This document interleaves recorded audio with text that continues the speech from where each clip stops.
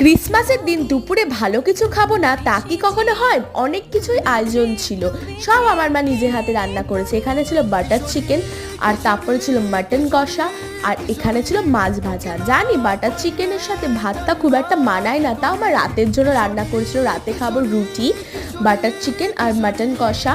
আর এখানে আমি মাটনটা ঢেলে ঢেলে নিলাম, কারণ দুপুরের মেন আকর্ষণ ছিল মাটন কষা।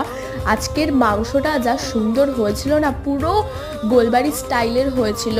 আর খেতে খেতে তো অসাধারণ ছিল। এত গরম ছিল যে আমি ছিটতেই পাচ্ছিলাম না। মা গরম গরম মাটন নামিয়েই প্লেটে দিয়ে দিয়েছে, আমি ভিডিও করতে চলে এসেছি। আমি মাটন তো ছিটতে পারলাম না, এত গরম ছিল, তাই চর্বিটাই ছিঁড়ে নিলাম।